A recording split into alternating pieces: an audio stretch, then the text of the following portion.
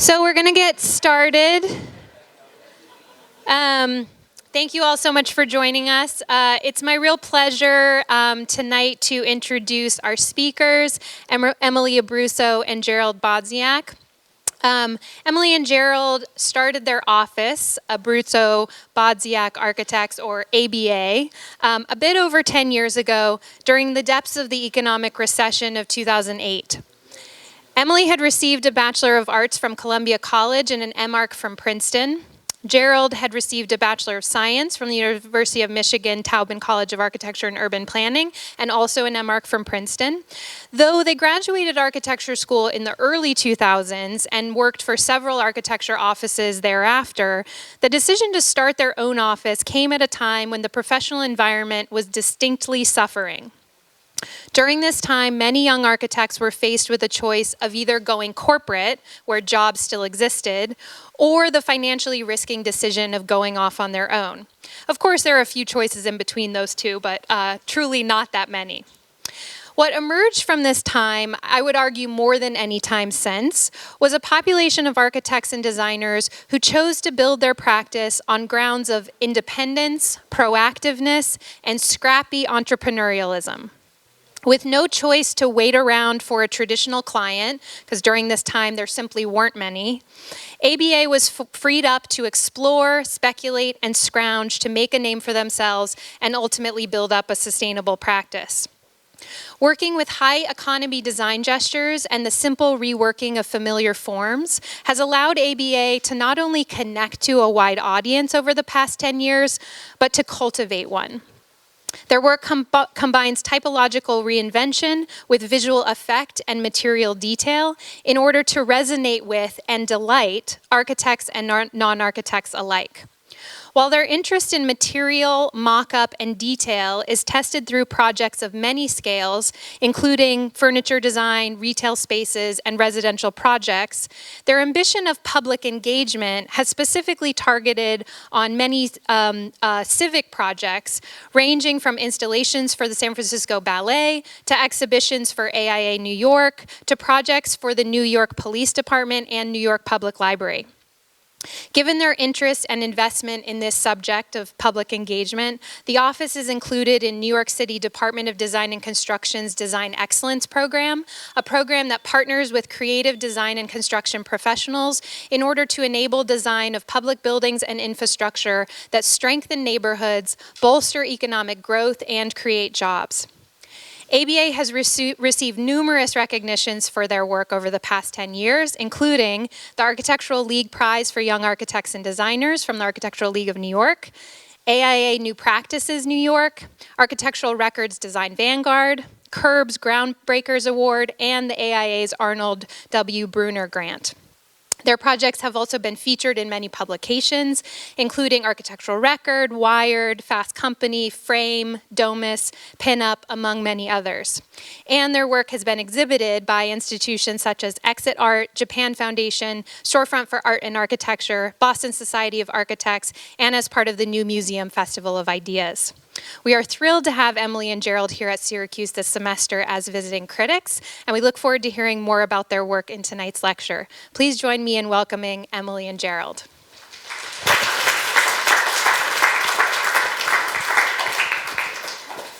Thank you. Get my thing there. Okay, can you hear me? Yes? Great. So thank you to Dean Speaks for inviting us here this semester, and special thank you to Molly for that wonderful introduction. We're going to present a series of projects that we've worked on recently and also that are still in progress in a sort of mixed up order, but we'll start with 3 exhibition projects because we've done a lot of exhibition design, and we feel like that's maybe a good place to start and get a sense for what we do. This is a project we did last summer for Storefront for Art and Architecture, which is a gallery in New York City located at the corner of Kenmar and Lafayette. It's a sliver site that runs 100 feet long, 6 feet wide at the short end and 20 feet wide at the long end. You might know the gallery because it has a famous facade designed by Stephen Holl and Vito Acconci in the early 90s, where the facade actually rotates and opens up to the sidewalk in very, very large panels. Supposedly it's, can you guys hear me? Okay. Supposedly it was designed to be a temporary facade, but I actually don't believe it. It's like really robust, it's full of steel. Yeah, and it's I think several feet over the property line, which is why it was supposed to be temporary. But it's this great gallery that engages the sidewalk. And we were asked to do a design for an exhibit called, an exhibit that would accompany the New York Architecture Book Fair, which is a book fair initiated by Storefront 2 years prior, where they started thinking about what are the important architecture books that have come to light in the last 35 years, which is essentially the time in which Storefronts existed. So they initiated this global search for the important books of the time. They asked architects, academics, all kinds of people, curators, to nominate books. And there was supposed to be a jury that would take those nominations and boil them down to 100 books that would be featured in this exhibit. What happened is that the jury refused to vote because how can you pick 100 books? There's many books that exist, you might not have read all of them, and there's lots of topics that are important to some people but may not resonate with others. So the idea was really to think about just a few books wouldn't really make sense.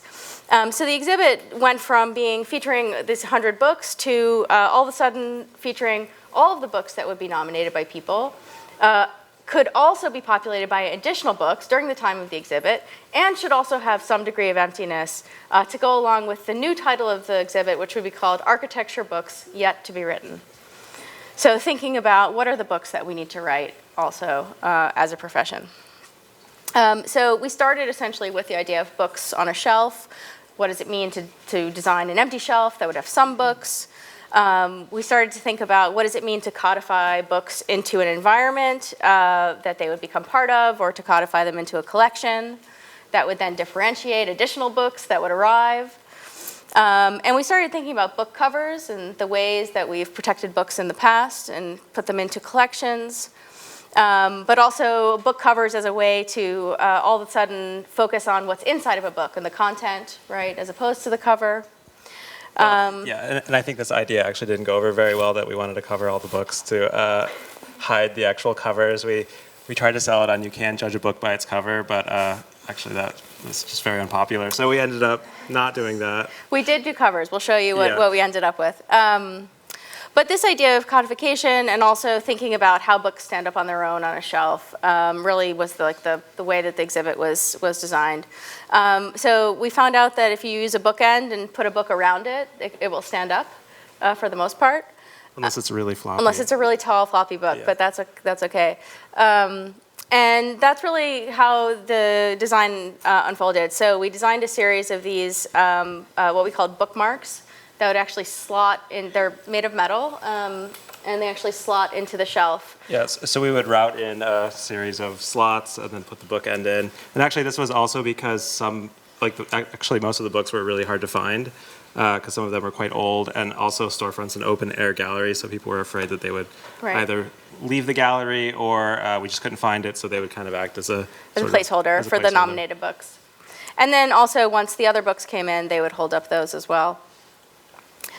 So the design of the exhibit on a larger scale mixed the idea of a series of stacks with the shelves, with the doors themselves.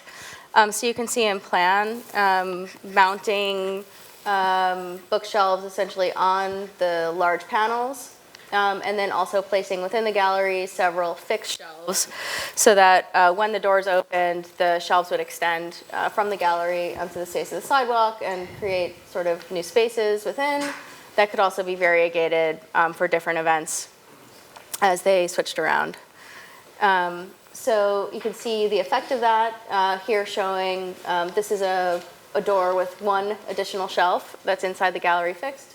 It creates the idea of a bookshelf seeming to extend from the facade through a hole that's too small for it to fit in. And we argued that this, created essentially a sidewalk library where the reading room actually is outside of the space, which was very useful because Storefront has no climate control. And this was a summer exhibit. So a few slides to show you how the space inside changed with the kind of movement of the doors. And also light conditions and pathways. We also designed a series of custom objects for the show. So instead of doing signage on the walls or on the bookshelves, we made a series of custom printed books that had dates that would be placed strategically using these book wedges that we built in our office throughout the exhibit in the areas where books of those dates were located. And then we made a chair prototype called Step Stool, literally made of some stringers that could be used to access high, tall books or as a seat. All the lighting for the exhibit was just simple fluorescents mounted in the kind of bookshelf light style to the doors. And this was all the lighting for the gallery as well, so it would light the gallery at night and the sidewalk too. And so you can see there, this is towards the end of the exhibit, the bookshelves start filling up with all the other books that have been collected over the time of the exhibit. Okay, next project is also an exhibition. This one we did for the Architects newspaper, which is, for those of you that don't know, it's a publication, and I think it comes out weekly. I don't know, they have a website. But somehow they got involved with a trade show in Brooklyn to have a booth, I guess mainly to distribute their periodicals, but the booth size that they had to rent was larger than what they needed to distribute periodicals. So they had a surplus of space and they wanted to do something with it. So they came up with the idea to feature 7 young architectural firms in Brooklyn, and they wanted to just exhibit the work somehow in their space. This Brooklyn Exchange, what was it called? Brooklyn Designs? Brooklyn Designs, yeah. It's a trade fair for like design stuff happening in Brooklyn. And I think residential construction. And residential, but it's kind of like a weird venue, we thought, for architects to be part of a trade show. So this is actually not the trade show, but we did a lot of research into trade shows, what typically happens. So usually, it's like people are trying to sell a product, like a window or a door. So we asked, what is the actual commodity or trade that architects are dealing in? This is a little bit like the previous thing where we tried to homogenize all of the content into a single cover. We thought architects all deal in construction drawings. So if that could be a way to kind of distill everyone's work down into the same exact format. So we convinced everyone that they should exhibit all of their construction documents in the show, and people would look through them. That's what we thought would happen, and actually it sort of did. But some people were a little uncomfortable with it, but everyone finally came around.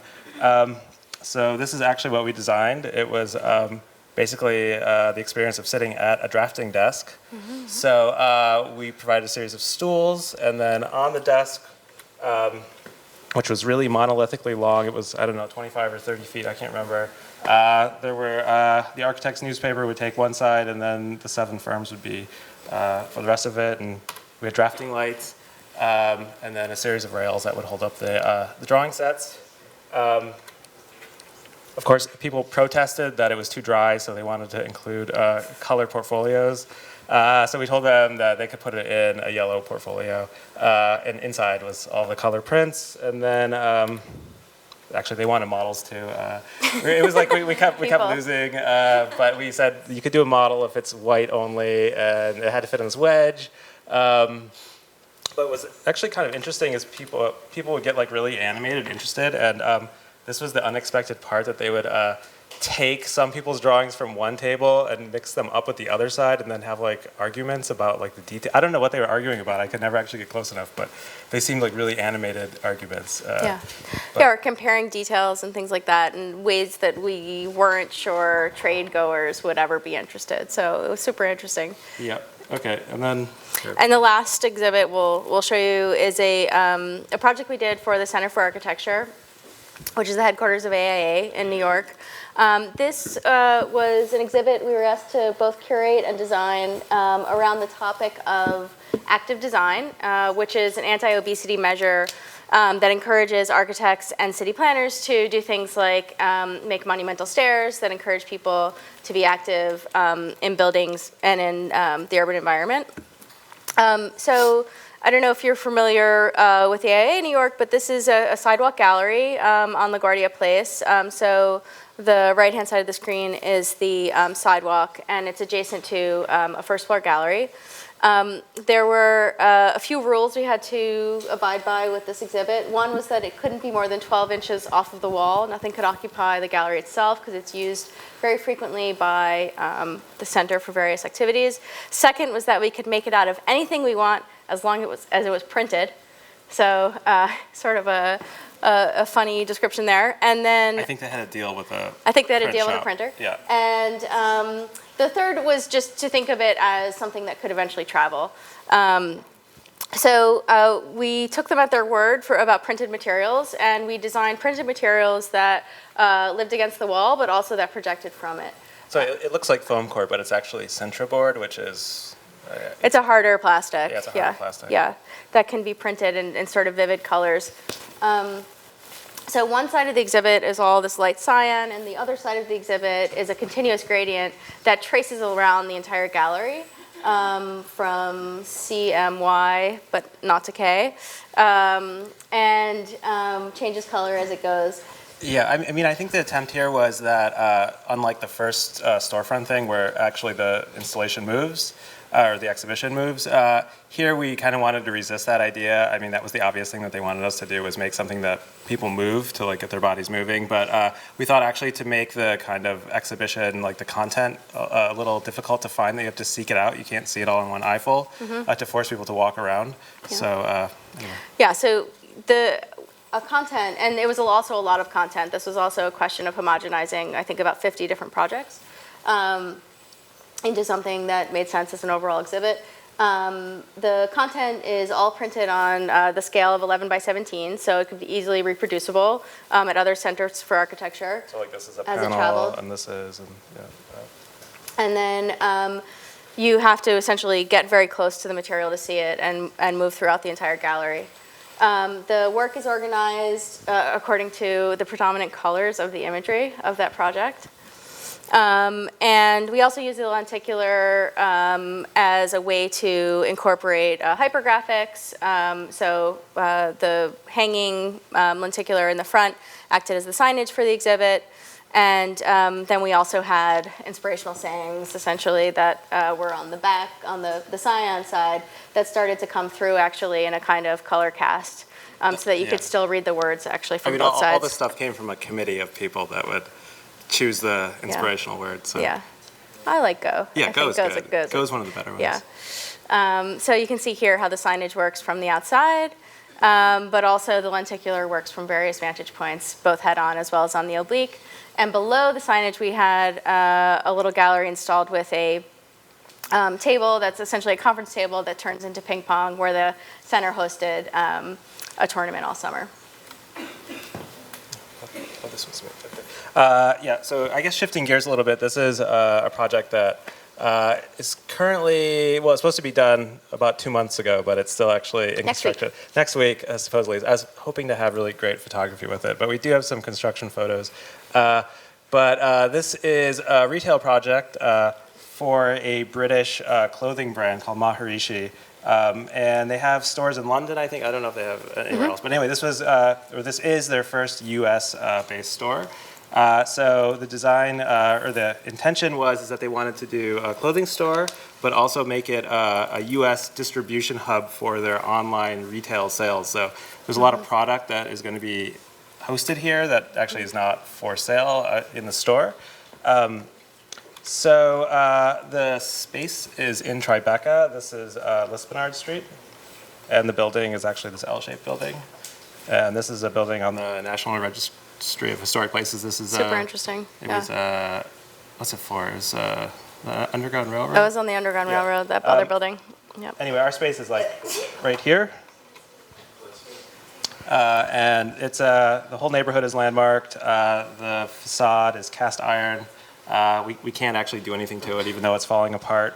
You can't put any signage. You can't attach to the cast iron. All you can do is put like window graphics. So this is our space. This is pre-renovation. It looks much better now from the outside. And we looked at like the context of traditional retail spaces around Tribeca. On the right is I think it's a light bulb store or something, lamp store, and then on the left is like a sweet shop, I guess. But anyway, the spaces all have these really high ceilings, and usually they would have cabinetry that would go floor to ceiling, and they would sometimes have like sort of fanciful catwalks or mezzanines. And then also looking at the client's work, the guy who founded the company his name is Hardy Bleckman, and he codified, I guess, all of the different camouflage patterns, and he made a book called DPM, or Disruptive Pattern Materials. And I think now they make their own patterns as well. They do. But it's definitely a military-inspired clothing company. So these are, I mean, they understand that to go straight up military, I think, is too much. So they try to undercut it by having this second influence, which is kind of Eastern, kind of Zen influence. Yeah. These are actually 2 pages from their campaign. So they pair images of place with images of their clothing to kind of impart just a certain sense that I think takes the edge off of the military origins and utility, I think, of the clothing. Right. So then we were also looking at what that means architecturally. So we looked a lot at Japanese temples, specifically woodwork and joinery techniques, but also military equipment, including tents. And this is actually an armory for M16s, I think.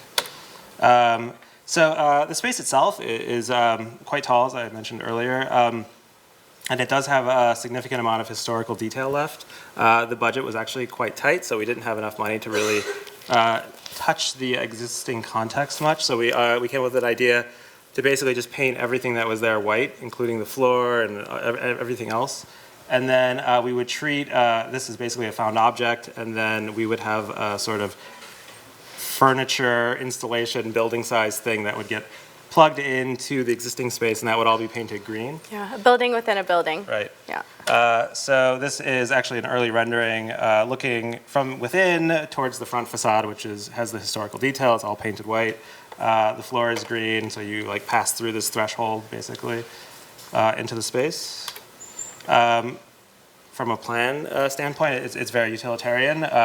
It's just a series of niches that could be reprogrammed with high density storage for like cases basically of clothes, hanging or mirror display. It's kind of hard to read here, but this is actually kind of like you're still outside of the structure. This was the white zone, I guess, if you will. And then the back is also the kind of like white zone, the existing building. And you would pass into the structure. At one point, you pass through the millwork into a staircase, which takes you up to a mezzanine. And then from section, really quite straightforward. This is also a rendering looking into the space, so you can see beyond into the stair, which ascends the back. So we came up with this idea that because their inventory is constantly fluctuating in terms of what there is on display versus what they're storing, we actually were supplied by them with a bunch of like really high quality waxed cotton. So we came up with this idea that you could shut off parts of the store for storage or open it up so it's constantly changing. Yeah, or even use it as part of the marketing, right? Yeah, they do stuff where they suggest like in a way that there's like a bunch of Nike shoes about to get revealed or something. Yeah. And then this is like a whole other tangent, but there's this idea of a duality to the architecture as well, where sometimes there are literal versus actual doubles. So this is a mirrored wall of niches, so this is actually a niche that's only this deep, but it has a mirror to suggest a doubling, versus this is a real double of itself niche. So this is actually a few construction photos where On this side, you have a mirror. This side, it's open air to the space beyond. But you see the backside of the garment versus here. A few more construction photos. Looking at the stair. And again, the double hanging. The doubling of the hanging. And then finally, the curtains were installed Recently. Yep. So thinking about structure and looking carefully at precedent is something that has really defined our work for some time. This is an earlier project that was commissioned by a couple in Michigan for a house in the area of Irish Hills, which is a area that has a lot of small farms, and with that, many barns. So we started looking at the barns in the area for inspiration. The idea was a house that takes the shape of a barn in some ways, or becomes somewhat barn-like. So we started looking at the gambrel framing. We like the red vertical boards with the white corners, and also some of the sort of strangeness of the earthen ramps that these barns often have, and the beautiful stone bases that lift the wood off of the ground. So that became a kind of material palette that we used to design this house. It's about a 10-acre lot, about 50% wooded. And we situated the house somewhere between the wooded area and then going down slope to a pond near the road. So using the change in section, we inverted the traditional relationship of public space and private space. So the private space in this house is below, or sort of down slope, and the public space is above. This enables us to lift the living room essentially so that it can look out on the higher slope to the wooded area behind. And then below, we kind of embed the private spaces, the quiet spaces in the hill, and allow them to look out onto an enclosed courtyard using that same stone base that we loved from the precedents we were looking at. Above, we have a pretty open floor plan where the gambrel framing allows us to clear out essentially an entire space, creating just a simple object for utilities such as kitchen and bathroom, atop which we provided a little loft space.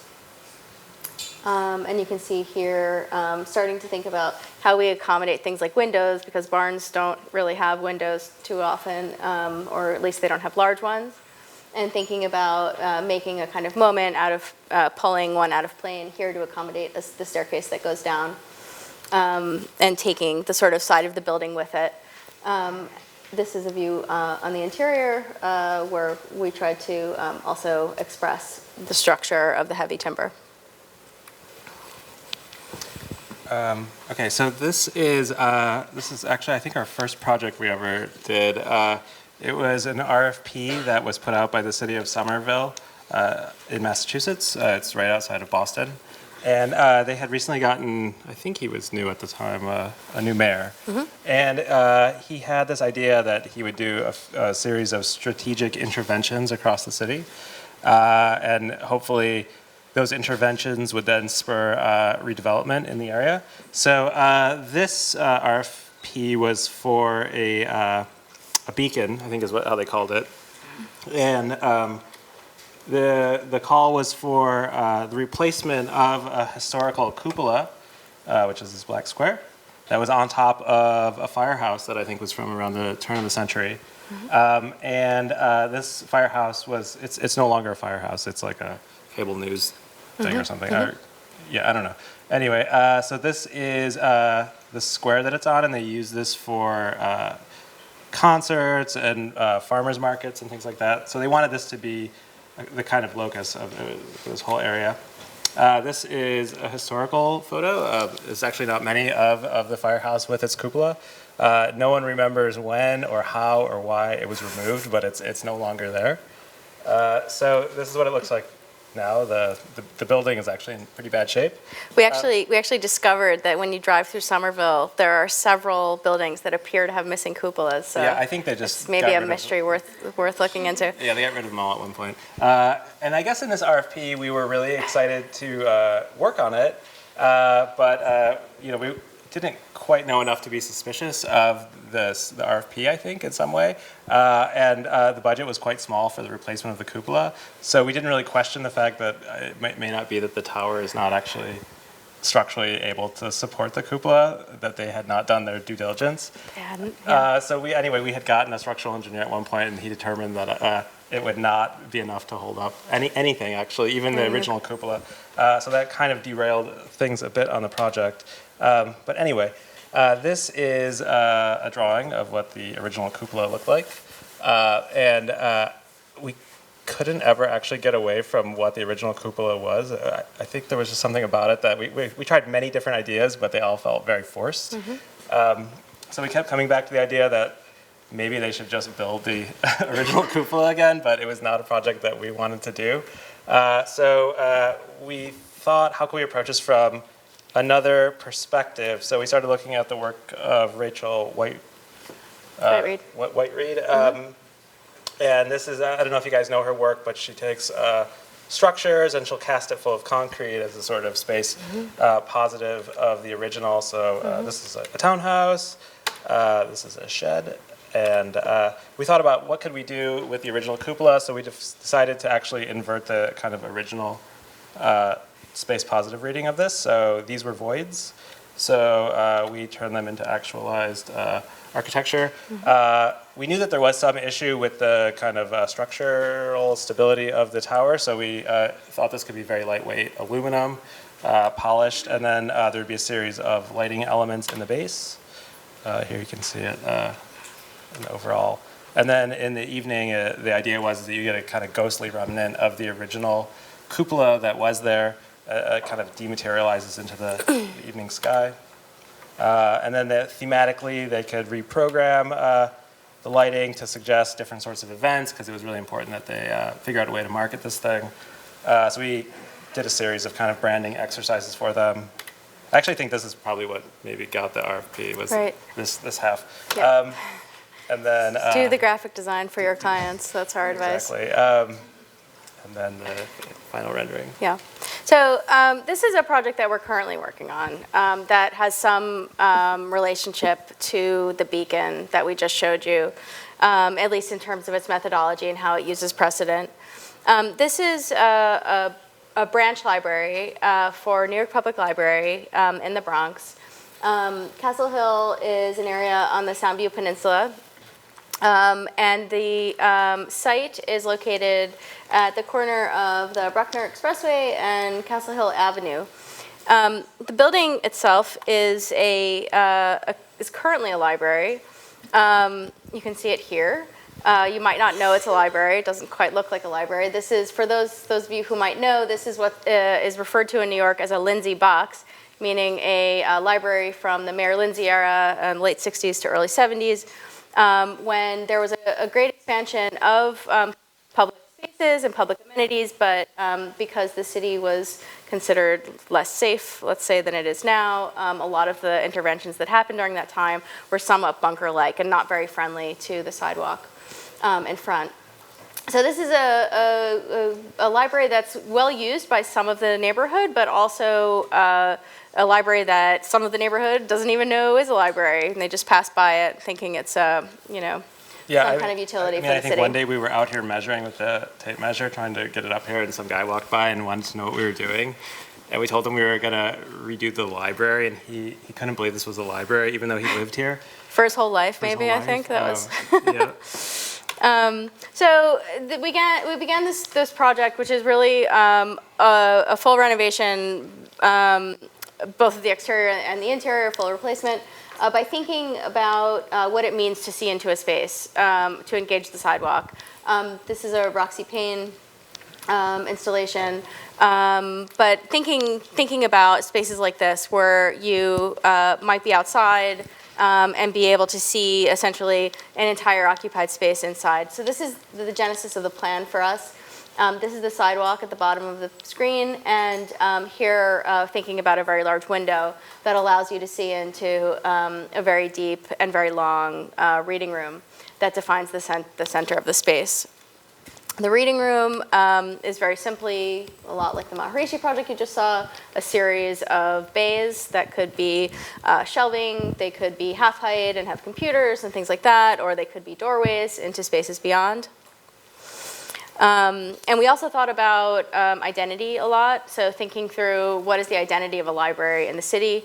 New York Public Library has many, many branches. These are 3 of the Carnegie branches. The one on the right, McKim-Mead-White, we really love for its ornament. But in general, there's this kind of idea that there is an architectural consistency sometimes, at least between the more historic branches. So we thought about architectural materials and architectural detailing in combination with that idea of a window, and this is a kind of progress image of what we're working with. So thinking about texture and thinking about color and materiality along with graphic branding that the library already has in place to create a sense of understanding of what this place is, in addition to providing that view essentially into the reading room so you can see what's happening inside. From the inside, we also thought about what does it feel like to be in a library. A lot of libraries, not only in New York, but around the world, have arched windows. I was recently in a very, very rural place that had almost no architectural characteristics, and their library had these windows. And we don't exactly have the opportunity to put windows around our whole reading room because we have an infill site, but we do have the opportunity to use skylights. So what we've designed is a series of 10 skylights that are scooping light down into the reading room by using a prefabricated GFRG profile that essentially is just capped by a very simple prefabricated off-the-shelf skylight. Yeah. And then the last characteristic that I think was important for us to add identity to the space was to think about lighting in a way that was very tactile. So we love the reading lamps that occur in many libraries around the world and give them their character. And we worked with a lighting designer to make a series of custom lamps based on the Banker's lamp green. So the last 3 projects we'll show you are more abstract projects. They are projects that lack in some ways program, but explore architecture through ideas of line and form. This is a project we also did for the Center for Architecture before we worked on the Fit Nation exhibit that we showed you. It's an installation for essentially the street front space. And you can see here the section. So this is the sidewalk outside on the right, and to the left, the first floor gallery. It's a 3-story space, essentially, with a mezzanine in the middle. And this top area above the mezzanine was essentially our site. So knowing that we had to do something lightweight, this is a design-build project that we built ourselves. Something lightweight, but also cost-effective. We started thinking about string or rope or things that could be stretched that were lightweight, and using that as a way to create space essentially between those 2 windows. The idea being that looking through between, we could create some kind of portals. The center also wanted us to make it light up so that it would be something to attract people on LaGuardia Place. We looked at LEDs and fiber optics and eventually settled on this product, which is electroluminescent wire. It's a product that's used very frequently by Halloween costumes, or for if you ever go to Burning Man. I understand, I've never been, but I understand this is a very popular product for Burning Man, both because it's low voltage and low temperature and easy to manipulate. But we found out a couple of things about it. One was that it is somewhat expensive, so to use it for the entire exhibit didn't quite make sense. But in addition, we had a structural problem, which is that we couldn't predict how stretchy it would be. So in order to create what was essentially a tension structure, we had to add a second ingredient. So working with engineers at Thornton Tomasetti, we added a technical Kevlar rope, which had a very predictable stretch in union with the second material so that we could predict how the structure would work. Here's an installation photo we love to show people because this is when the Center for Architecture got really, really scared the night before the exhibit was done. Basically the way it worked is we hung all the technical rope from the top and then threaded in the electroluminescent wire from the bottom and then pulled it all taut. Supposedly you just pull this one rope, that's what we told them, and it was the truth. It was the truth. There was one rope that you would pull and the whole thing would go taut. But this was a scary moment for them. For us too. Well, for us also. Yeah. It worked though. So, so what happened was when we were forced to go to the two materials, we actually discovered a lot about that could be possible with the project. The structure itself changed, but it made it so that during the daytime, the black rope took precedence, and that's what you would see the form of, because the wire would kind of be clear and go away with light. But then during the nighttime, the wire itself would start glowing, and the black wire would go away into the dark, essentially, inverting the form. The wire also gave off a blue glow, which was especially pleasing, color cast. And you can see from below the kind of geometry that changes. The upper and the lower parts of the structure had slightly different geometries.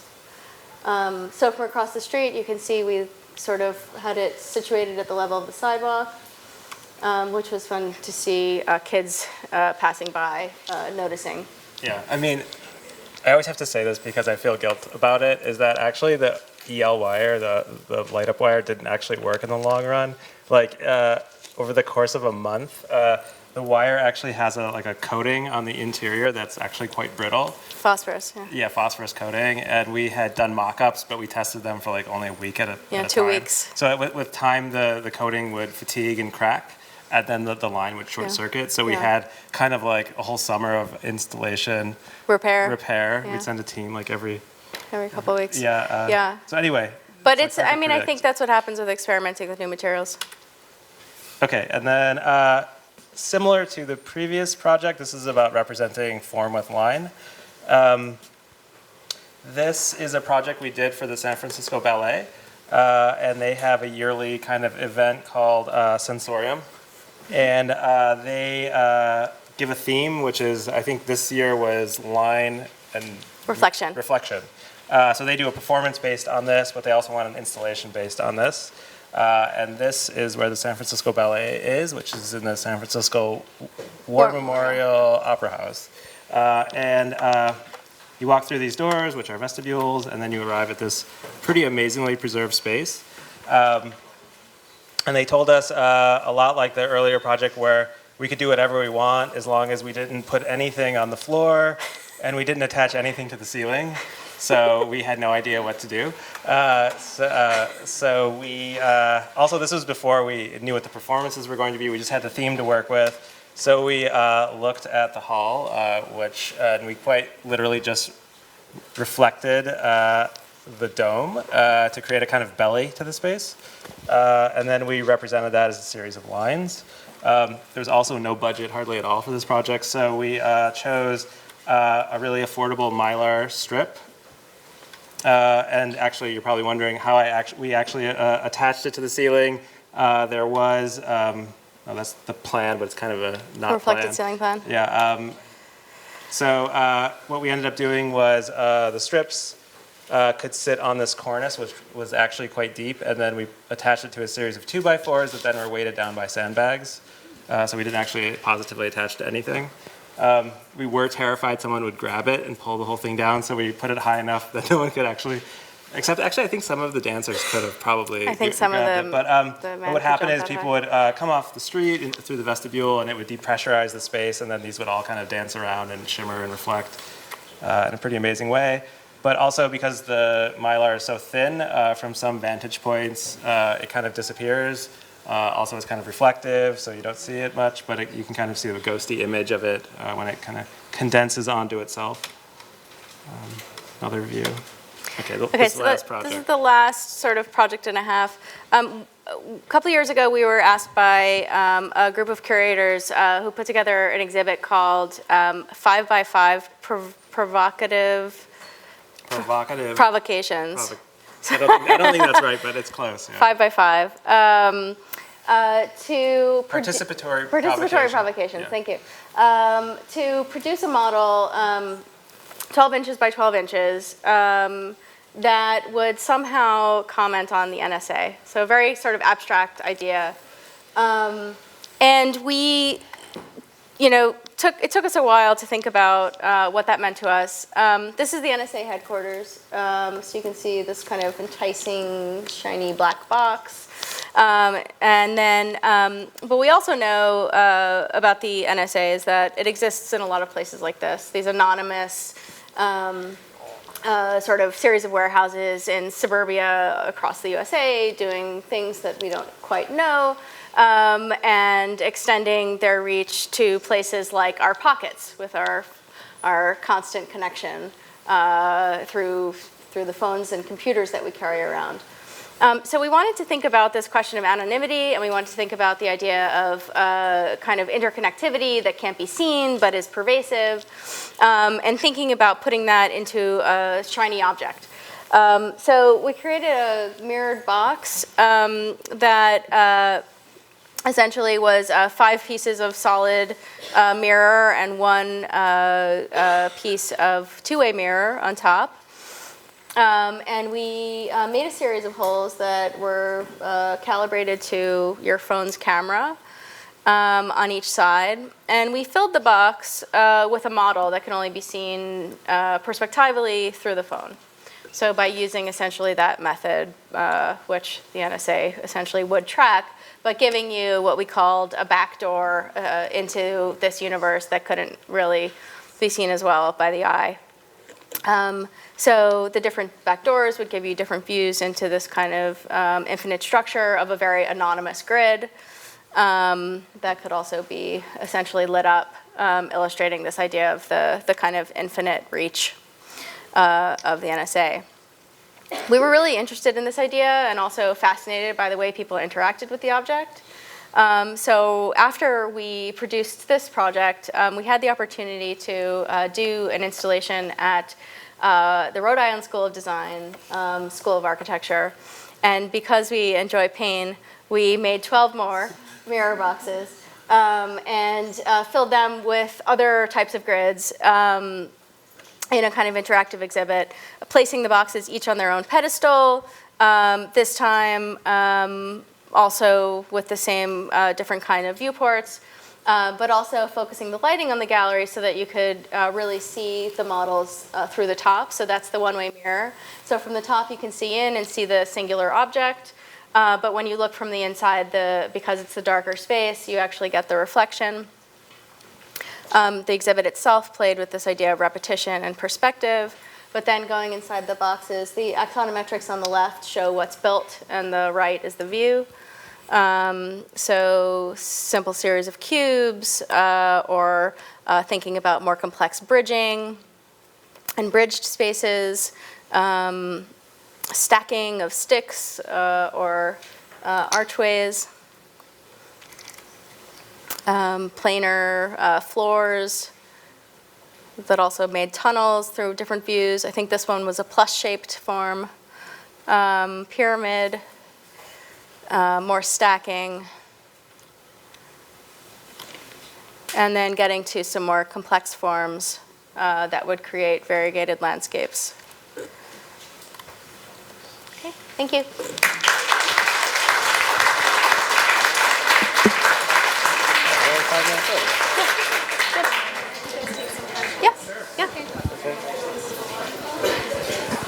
Okay, so Emily and Gerald are happy to take some questions if there are some. Do you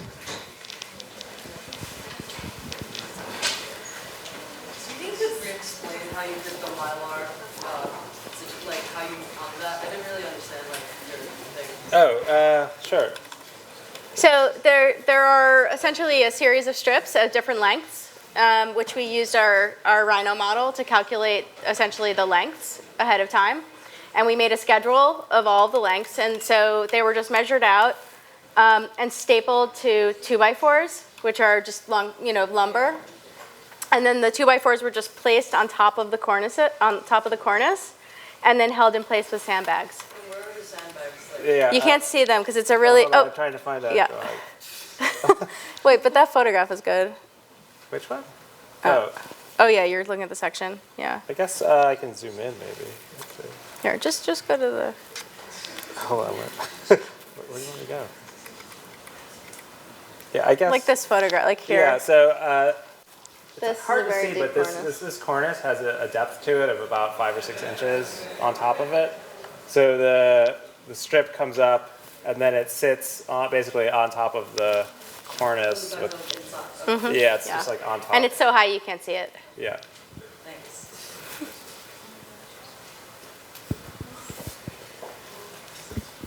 Thank you for the awesome presentation.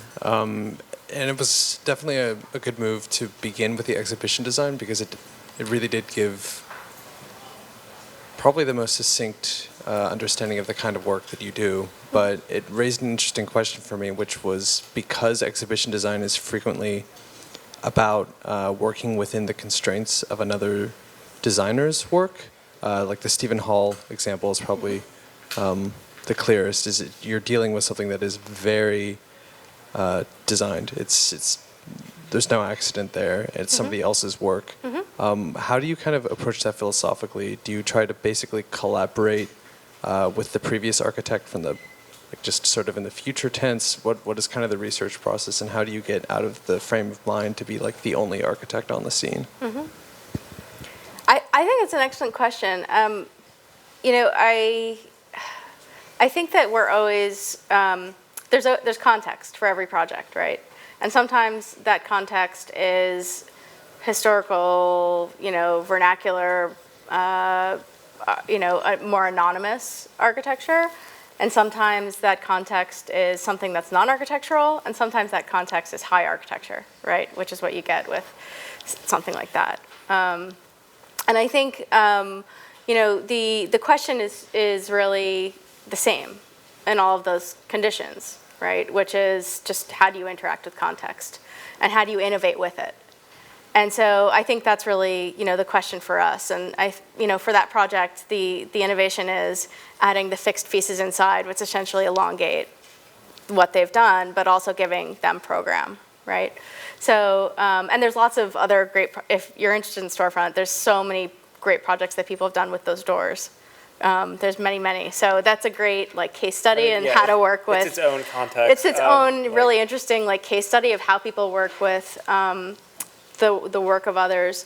And I think in those moments, you're really lucky to have that as the context, right? It's less of a challenge and more of a wondrous gift, Yeah, I mean, it actually becomes maybe more painful at a certain point because the bar is set. The bar is Right, really yeah, high, really I high, think. yeah. So, yeah. What else? Other questions?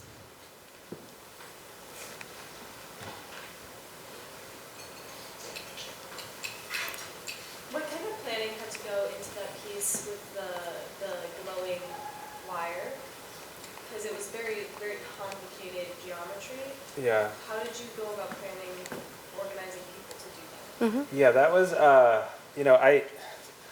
mean, I don't know what I would do now, but I don't think as a person now I could do that project, actually. It was so complicated and stressful. This project actually was planned over between 2 and 3 months as our only project that we worked on full time with a staff of 3 more people besides us. We kind of didn't have anything else going on at the Yeah, time. I mean, it was fortuitous that we had the time to do that. We ended up doing many tests, including building a third of it. So yeah, it's we basically built one of these. one whole bay in our office.